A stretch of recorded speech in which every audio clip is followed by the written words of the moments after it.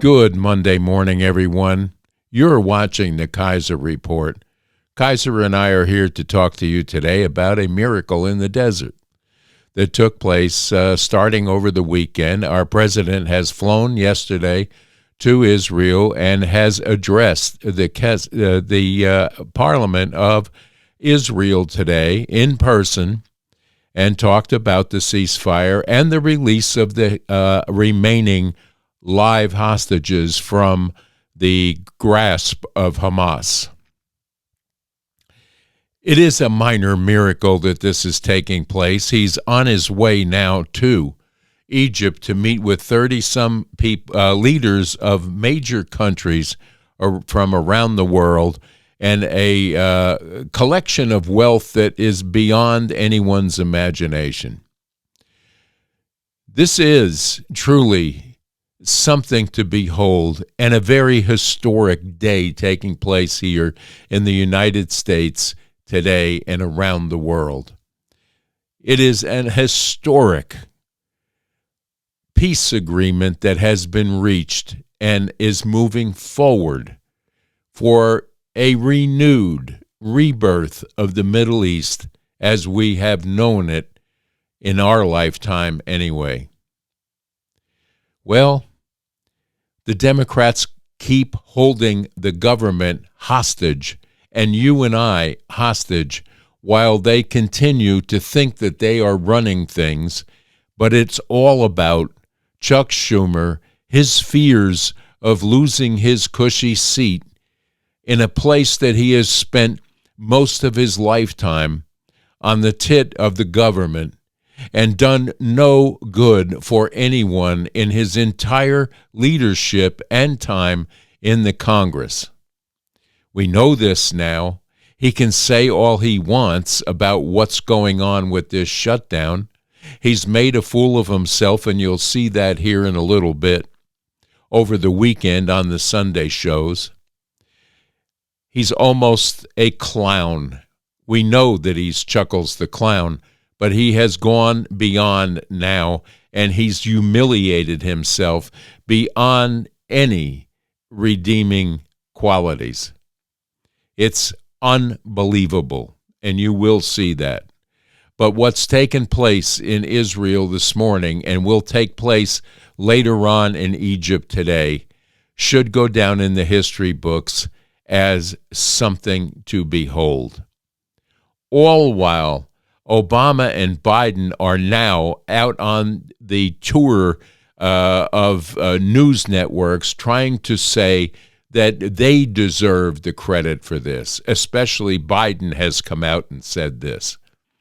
They have this experimental thing going on now that took over the news on Saturday about his plight with prostate cancer, which is supposedly stage 4, and the excuse for his lackluster presidency. But this is just a stopgap to make you feel bad about Biden, and no one really does. Not in this household anyway. And I'm sure you all know how badly Obama and Biden had run the government of the United States of America.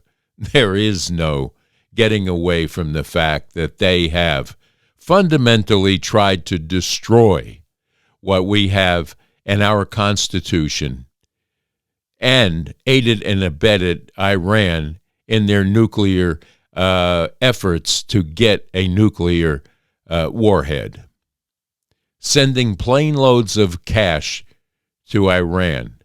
But let's just take a look at what they are saying around about this peace agreement. Make America great again. President Obama put out this post talking about the peace deal and the prospects of it, and Don Jr. responded to it. I'll finish it for you. Thank you, Donald Trump.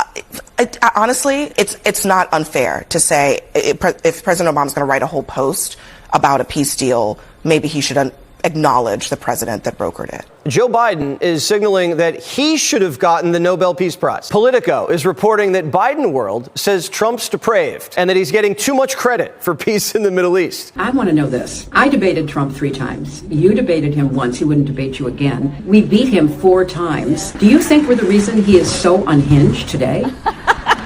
People who are calling for a ceasefire now do not understand Hamas. That is not possible. It would be such a gift to Hamas because they would spend whatever time there was a ceasefire in effect rebuilding their armaments. A significant first step, and I really commend President Trump and his administration, as well as Arab leaders in the region, for making the commitment to the 20-point plan and seeing a path forward for what's often called the day after. Most importantly, the conflict hopefully will end with the ceasefire, the hostages will be returned, and then the very hard work of rebuilding Gaza. It's hard to believe that they would want to take credit for anything that they have been part and parcel to with regard to a peace agreement in the Middle East, or for that matter, a peace agreement anywhere. We know that the Ukraine war exists solely because Biden did not have the backbone to say no. But he quickly could say don't, which meant nothing to anyone. No leaders of this world ever thought that he was something to fear or worry about, because they knew that he was there as a titular head of this government, anointed by Obama and his regime so Obama could have a 3rd term. We've seen it, we know it, and we now are aware of why the government is shut down, who shut it down, and Schumer can come out on shows all weekend long and decide to tell us that it was the Republicans that shut down the government, when we all full well know who shut down the government. It's almost laughable if you stop and think about it. Let's take a look at Chuckles right here.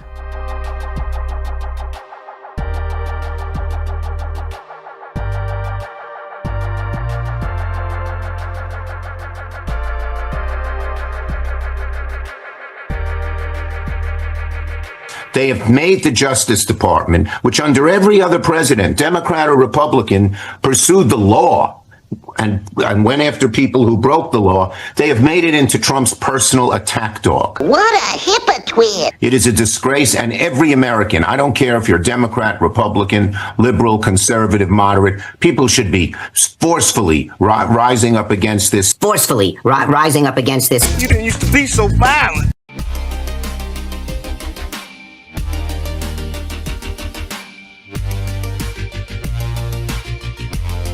And if you're a couple, an elderly couple, 55-year-old couple, An elderly couple, 55-year-old couple, making $80,000, say $40,000 each a couple, you pay $25,000 more for your health insurance. Exactly. You know it. Wait, what did you say? 55-year-old couple making $80,000, say $40,000 each a couple, you pay $25,000 more. You might want to check your math on that one. So he really believes that he is still relevant. He's running in fear of AOC. We understand why the government is staying shut down. It's so the No Kings March and protest that will take place next Saturday in Washington, D.C. will go off without a hitch, and he can take credit for keeping the government shut down and blaming health care and other things, when we full well know that he wants to give, and the Democratic side of the aisle want to give health care to illegals and then refund some of the woke nonsense that we saw disappear after Doge took a look, and to see where the waste, fraud, and misspending of our tax dollars has gone over the tutelage from Obama on. And if you want to, you can walk it back to some of the Bush dynasty as well. But Chuckles has made a fool of himself one more time this past weekend on the shows, and also humiliated himself beyond any redemption at all on his part. And if you want to take more of a look at the lying left, let's just take a look here at Kamala Harris, who snapped over being heckled by people who were telling her what her legacy actually is. She's out on this book tour, spinning lies and trying to convince the American people that she did not lose in a landslide, that it was the closest election that the United States has ever seen. Somebody has spun a fairy tale for Kamala that she has bought fully into and does not realize that 77 million people spoke out in November, and his numbers are there for proof, and the numbers remain good as far as his accomplishments and promises being kept. And today's peace agreement has to seal the fate of anyone who said differently. Let's take a look at Unburdened by Her Baggage right here.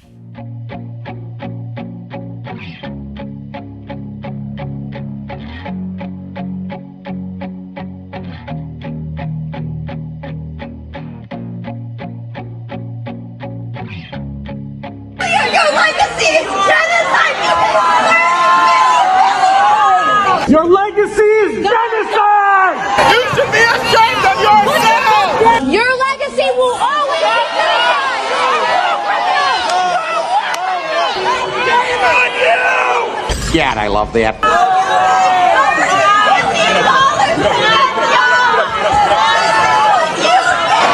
don't you go to the White House and protest there?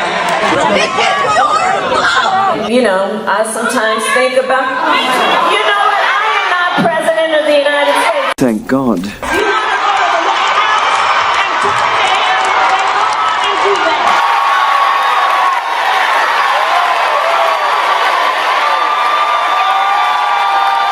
Could not have happened to a nature woman.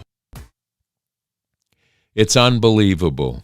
And that'll bring us on weekend shows again over to Navcy Pelosi, who is trying her best to convince the American people that this shutdown is all about Donald Trump and the Republicans, when we full well know we have a clean, continuing resolution on the table that the Democrats are holding up.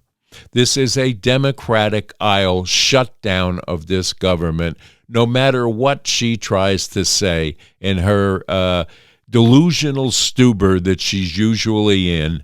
Here's another person that has been in a government seat so long that she cannot function in her own mind without some sort of power over our government. It's ridiculous when you stop and think about the years that people like her and Durbin and people like Schumer have spent sitting in the seats of our Congress, enriching themselves while causing chaos inside our congressional halls and now in the streets across this nation. It is almost a shame that we have to witness what we're witnessing in these blue-run states that are out of control and fighting against the fact that we have a person in the government right now that will clean up the crime in this country, send back the bad illegals that are in this country, and try to work with the illegals that entered by letting them re-enter under the guise of doing it correctly. Why would they fight against releasing and getting rid of criminals in the United States? We have to ask ourselves this every day.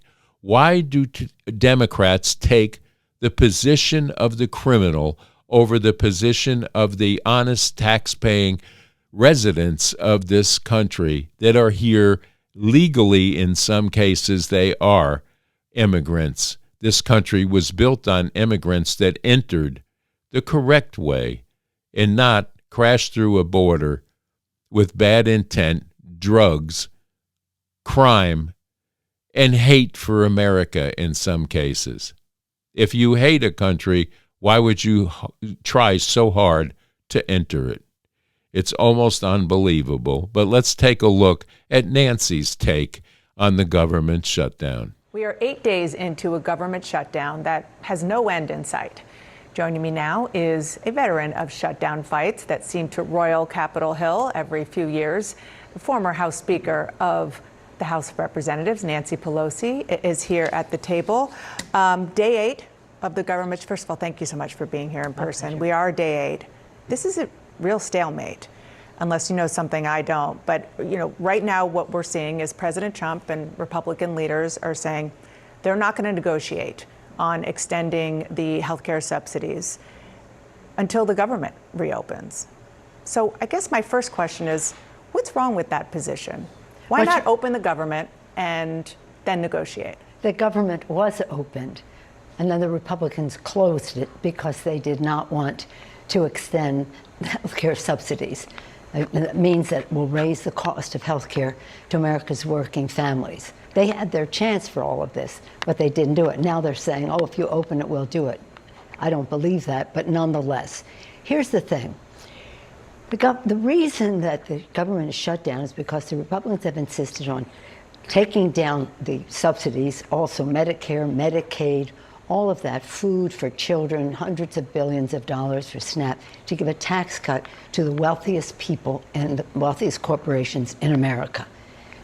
You don't expect us to say, okay, we'll agree to your giving a tax cut to the richest people in America and increasing the cost of health care to open government. It's going to be up to them. They shut down government, and they're going to have to open up government.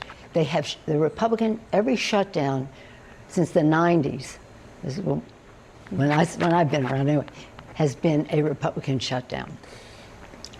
I understand what you're saying about where the differences are, and they are very big. They are voting yes on what we say here in Washington, a clean CR, a bill to keep the government running for 7 weeks, and Democrats are voting no, and for the reasons you just said. So how are they shutting down the government? First of all, it isn't a clean CR. Okay. So let's not stipulate to that. It's not a clean CR. What do they have in it's it? going into that. The point is, Democrats who created Social Security, Medicare, Medicaid, the Affordable Care Act, all of that, are now being asked, reject that so we can give a tax cut to the rich.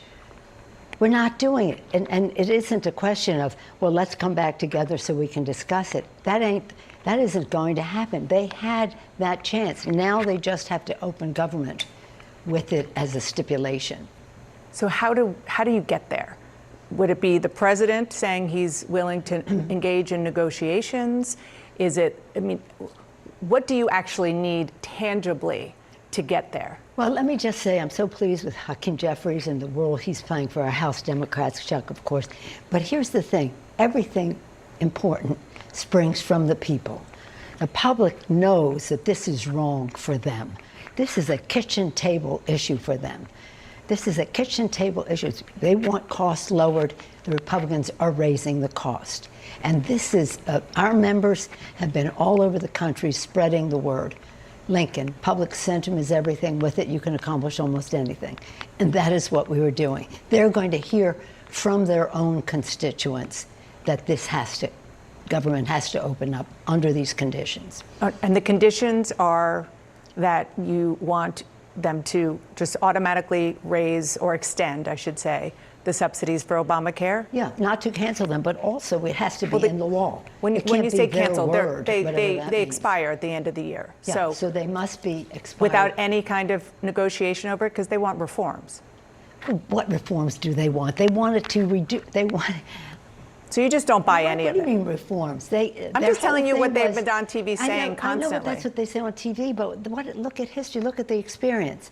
When he was president before, he was going to whatever. He said, Obamacare sucks. That's what he said, Obamacare sucks. It's not about reforms. We're all interested in reforms all the time. The subsidies are a reform.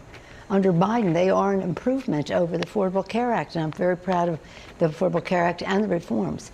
But they have not, they wanted, over 70 times they voted to repeal the Affordable Care Act. But this is a very specific part of the Affordable Care Act that you know better than I is popular in a lot of their districts and that's across the country. And you say, how are we going to open it? We're going to open it because it's very popular and well among Democrats, among Republicans, and among independents. But you also mentioned making cuts to programs that Congress had already approved, raising. So you're talking about a wide array and wide range of wants and sort of demands that Democrats have. You've been through this kind of thing many, many times. I still can't see, and maybe you can explain it, how you get from here to there, because it feels like we're going to be in this for a long time. Well, when President Trump was president before, it was 35 days. Yeah. And I remind you, he said, I'm very proud of this shutdown.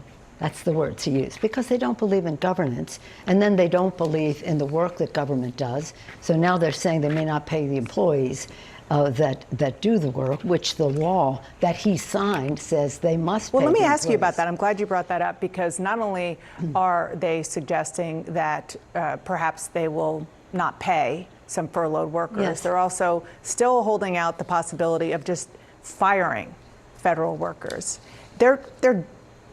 It's a pressure tactic against you and your fellow Democrats to do whatever it takes to vote yes to reopen the government. No, with all due respect, they were going to fire these people anyway. Just look at. Well, it's a wonderful Monday. I am very, very happy to see the peace agreement going through as it was today. And the speech given by Trump to the Israeli parliament today was absolutely astounding.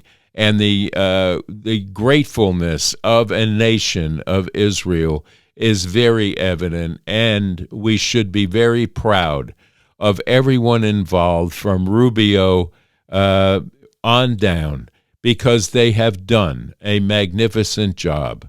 And Steve Witkoff is, in my estimation, a perfect person to broker the deal now that is going to be pending with regard to the Russian-Ukraine war, which is next on their agenda to put an end to. Whether or not it'll happen as fast as the Middle East agreement, we don't know. But we have to stand behind our president and this Congress and his cabinet to do the right thing. But keeping the government shut down right now is a slap in the face to all of the nations involved in this peace agreement in the Middle East, and a rebirth of a Middle East that will be very, very profitable and peaceful for the first time in millennials.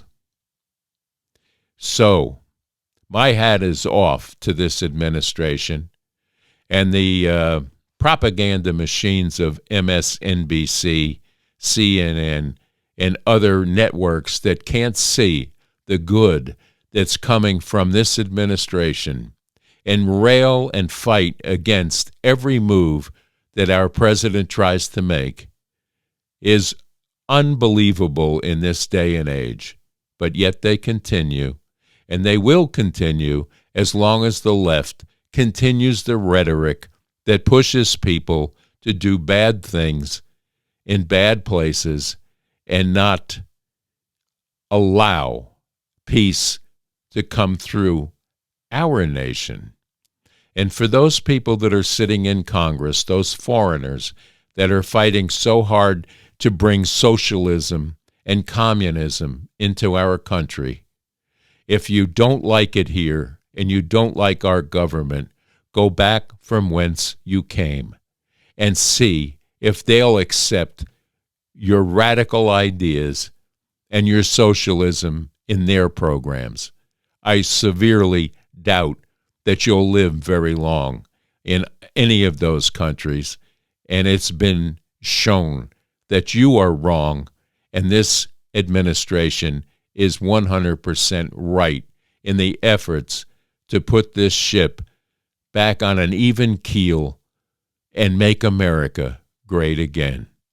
And with that, Kaiser and I would like to wish you the rest of this beautiful, historic Monday that we're facing here in East Tennessee. The weather is fall-like, beautiful to be outside, and I urge you all to go out, enjoy the fall, wherever you are in this country or around the world, and revel in the fact that we have peace in the Middle East for the first time in a long time. God bless you all. We'll see you back here on the Kaiser Report tomorrow, Tuesday, and we wish you all a very blessed and happy rest of this Monday. So stay safe, stay strong, and stay tuned to us here at the Kaiser Report for more information and a look-see around the world and a laugh or two as we go through this week. And what does it all mean? We'll be on tomorrow. Bye-bye now. God bless you all.